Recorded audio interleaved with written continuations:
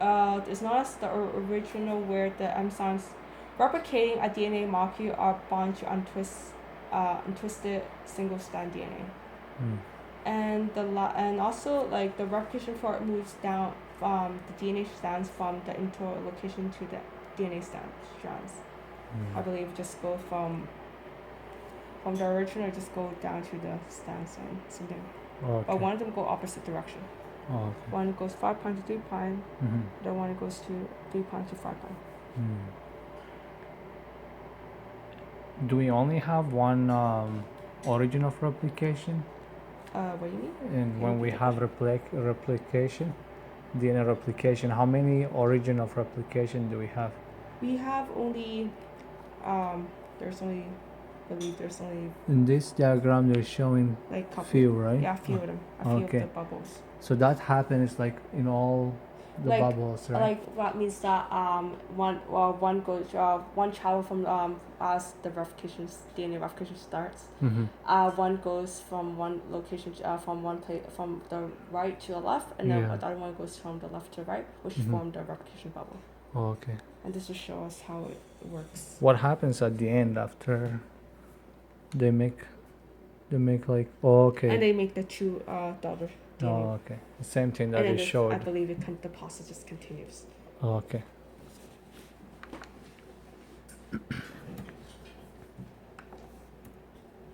And then have more to say. Mm-hmm. The replication bubble like a fork has a twin fork. Each fork moves in the opposite direction from the same internal to the opposite ends. Okay. Forms the replication bubble where the replication occurs towards the direction of the replication fork on one stand away from the replication fork from the other end stand. Which you already want to know curiously. Yeah. In order to form the bubble, just one goes one goes from the right to the left. Yeah.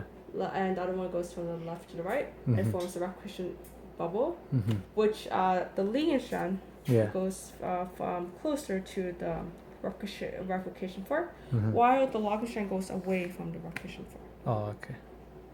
Interesting.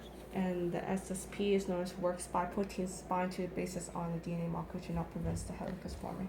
Oh, okay.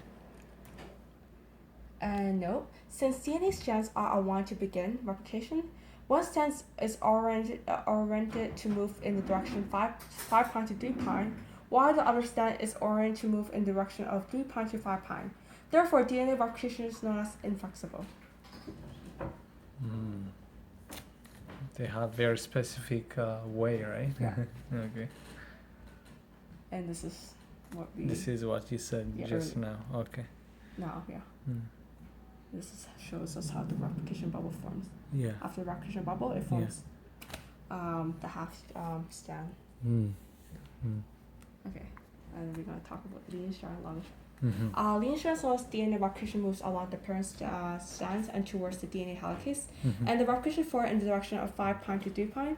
To begin the process, DNA primase 3, the enzymes responsible for synthesizes complementary strands of DNA during DNA replication, takes place in 5' using RNA primers. Mm-hmm. RNA primers is known as ribonucleic acids. A sequence of 10 to 60 RN bases, and is the starting point in the leading strand as a starting point. And type of replication is known as continuous. So they have to put 10 to 60 ribonucleic bases to start. Okay. Yeah. Is this what you showed me before here? This is Here? Oh, okay. Okay. You just need the RN primers. Yeah. But It's a diagram. they don't really show us the primase 3. Yeah. But in the long strand, which I'm going to discuss later, Yeah. here I'm going to show you. Mm-hmm. The long strand is opposite of the leading strand. DNA replication moves away the replication fork, so it's away. Mm-hmm. It goes in direction 3' to 5'. And since the long strand moves away the replication fork, for the process of DNA to occur, DNA primase 3 builds the short sequence known as Ozaki fragment. Oh, okay. And the short Ozaki fragments are known as the short fragments of DNA that are a result of the synthesis of the long strand during DNA replication. So in order for the process of replication to begin, Mm-hmm. we know for the rule of DNA replication to begin, they have to go from 5' to 3'. Mm-hmm. And in order to help to change the direction of it, Yeah. Ozaki figment comes in place of the comes in place. 5' to 3'. Yeah. Okay. And Ozaki figments already said that helps the long strand synthesize in direction of 5' to 3', and each Ozaki figment's replication is getting closer to the replication fork than the figment before. So it's getting closer. Yeah. And the DNA lag case comes in place after the Ozaki figment is done. Mm-hmm. Is to it's known as the enzyme that joins DNA replication together by catalyzing the formation of a bond between three hydroxyl group and 5 phosphate group on the sugar phosphate backbone. It joins the figment, creating the polydiester bonds. It just joins the I believe this figment together. Yeah. To form the polydiester bonds. And the type of replication for the leading strand is known as discontinuous.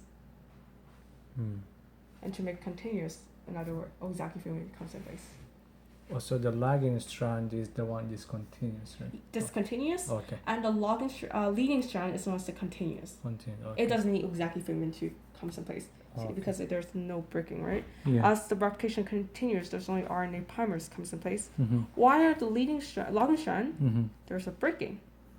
Oh, so that means we need like the primers. Oh yeah, every RNA time. primers comes in place. Yeah, Oh, but here we Ozaki only have the leading one. We only have one. Oh, But in interesting. order for this process to continue, Mm-hmm. the RNA primers comes in place, but Ozaki figment just Feels replace it Yeah. and breaks the RNA primers, and for the replication continues Mm-hmm. and change direction 5' to 3'. Okay. Are there anything confusing? No, I find it really, you're teaching me more than my science teacher in high school. And this is the diagram earlier. Okay. I already This is the sketched it out. same one you Yeah, have here. yeah, yeah. Okay. Okay. I didn't have it here, so I demonstrated. It's the same textbook. Okay. And this is the further version of it. Okay. And the final part of a DNA replication is known as, like, after the DNA replication tail, after this process, Mm-hmm. there's there's a checking, like that the DNA 1 and DNA 3, they proofread the incorrectly paired nucleotides of the new synthesized strands.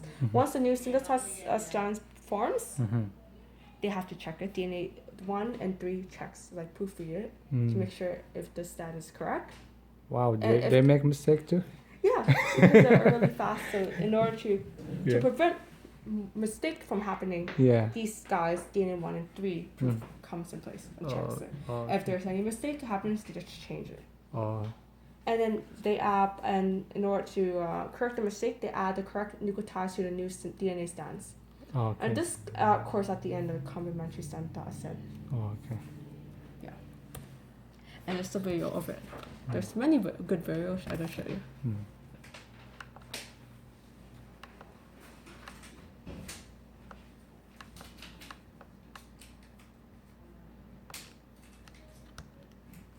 Are there any more questions you want to ask? I think you make it look fun and interesting. Sure. Do you want to say the special one briefly? I like the diagrams and videos you showed me. They're a really good McGraw-Hill videos. DNA replication begins at a specific point in the DNA molecule called the origin of replication site.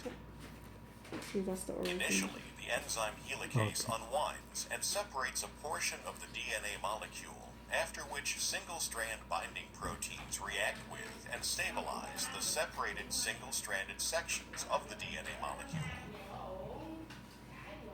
The enzyme complex DNA polymerase engages the separated portion of the molecule and initiates the process of replication. DNA polymerase can only add new DNA nucleotides to a pre-existing chain of nucleotides. Therefore, replication begins as an enzyme called primase assembles an RNA primer at the origin of replication site. The RNA primer consists of a short sequence of RNA nucleotides, complementary to a small initial section of the DNA strand being prepared for replication. DNA polymerase is then able to add DNA nucleotides to the RNA primer and thus begin the process of constructing a new complementary strand of DNA. Later, the RNA primer is enzymatically removed and replaced with an appropriate sequence of DNA nucleotides. Because the two complementary strands of the DNA molecule are oriented in opposite directions, and the DNA polymerase can only accommodate replication in one direction, two different mechanisms for copying the strands of DNA are employed. One strand is replicated continuously toward the unwinding, separating portion of the original DNA molecule, while the other strand is replicated discontinuously in the opposite direction with the formation of a series of short DNA segments called Okazaki fragments. Oh, this is the Each one you showed me. Okazaki fragment requires a separate RNA primer. Yeah, so that's enough to further video that I show you. It's just Yeah. like Yeah. it's just like that's how the process of DNA replication occurs, Yeah. and this is known as the replication fork for you to look at it. Okay.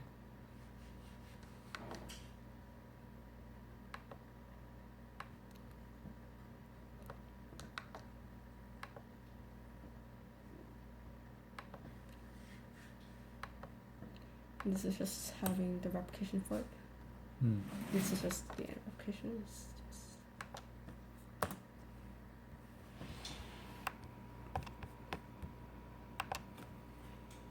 DNA replication begins when helicase unwinds a segment of the DNA and breaks the hydrogen bonds between the two complementary strands of DNA. DNA polymerase can only add new nucleotides to a free 3' end of a growing chain. Synthesis of one strand of the DNA, called the leading strand, proceeds continuously in the 5' to 3' direction. Synthesis of the complementary strand, called the lagging strand, is more complex. DNA polymerase can add new deoxyribonucleotides only to a free 3' OH. To provide a free 3' OH starting point on the lagging strand, RNA primase attaches to the DNA and synthesizes a short RNA primer. DNA polymerase III then adds deoxyribonucleotides to the 3' end of the RNA primer. DNA polymerase I replaces DNA polymerase III, removes the RNA, and replaces it with DNA. Finally, the enzyme DNA ligase forms a phosphodiester bond between the 3' OH of the growing strand and the 5' phosphate in front of it. so the DNA phosphate 3 is just like the Okazaki fragment that comes in place to just replace the RNA primers Hmm. for the process of the logging strand to become continuous since it's discontinuous. Okay. So it's just in here it's called DNA polymerase 3, but the Okazaki fragment is like similar to the process. Okay. But a lot the reason for the logging strand leading strand Yeah. they call it the DNA polymerase 3, but in the here I believe maybe they didn't change the name. Okay. They use DNA polymerase 3, Yeah. but from our understanding we know that the Okazaki fragment is the place that helps making the leading strand to be continuous. Okay. And that's the end of the lesson, and I believe you should copy all the notes that you All asked. right. Thank you so much for the lesson. I learned a lot. You're welcome.